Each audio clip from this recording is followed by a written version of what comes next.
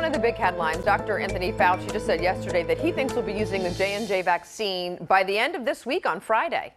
So let's bring in Dr. Oz with more on this potential clearance, because even if it is brought back on, there will be some restrictions.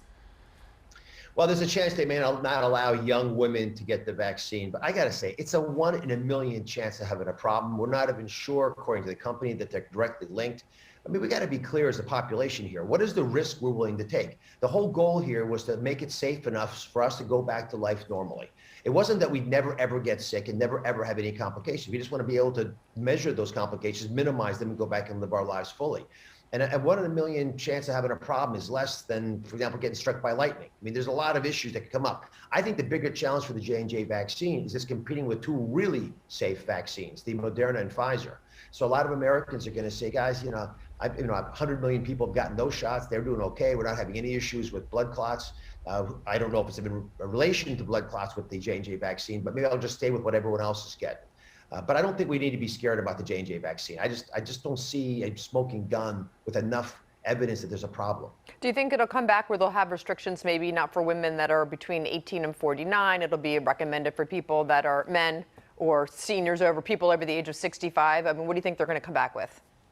If I had to guess, they'll probably copy what some of the European countries are doing, which is restricted to older populations where you really need it. Here's part of the game. This is, let's talk about the bigger picture here. The reason the J&J vaccine and the AstraZeneca vaccine are so important is they're based on an older technology, an adenovirus, a weakened virus. And they're the way we used to make vaccines that we know are inexpensive and work really well. Most of the world is going to be dependent on those vaccines. So if we start getting really picky, persnickety about what we think is good and bad, it's going to send a very clear signal to everywhere where we desperately need vaccines used, and they don't have the luxury of waiting 6 months or longer to get some of these mRNA vaccines. Plus, they may not be able to afford them. So unless we're going to step up as a nation and provide it to everybody, we're going to have to figure out some solutions. I just need to be, in my own mind, clear. Is there really a complication from getting the J&J? I'm not sure. If there is, how common is it? If it's literally 1 in a million and we know who those people are, let's try to eliminate those folks from the group. For example, not give it to young women, and that maybe that's a way of getting around this problem. But I don't think we as a population should be dismissing vaccines that we would expect to work really well and generally have, because we think there might be an issue with some parts of the population. Because there have been some disparities like you were talking about. But when it comes to the U.S. adults, what is it? About half of U.S. adults have received at least one shot?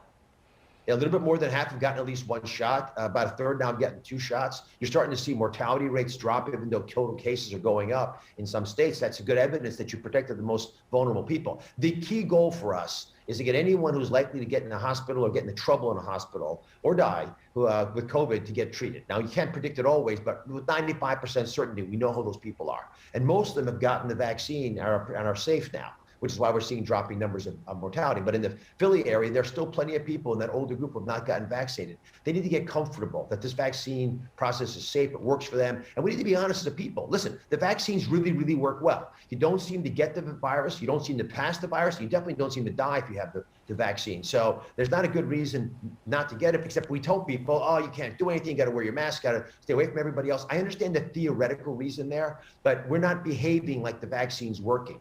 And we need to change that mindset and tell everyone, listen, if we can get enough people vaccinated by whatever the date is in June, let's say, pick some arbitrary date, everyone gets to go back to normal because we trust the vaccines are effective. That's a lot. I mean, that's very firm on that one. And that's very encouraging to hear you say that, because that would be really inspiring to so many, because we are a little bit frustrated. There is that fatigue right now, most certainly, with everything that's been happening. Thank you, Dr. Oz. You're welcome. Take care. Yes, thank you.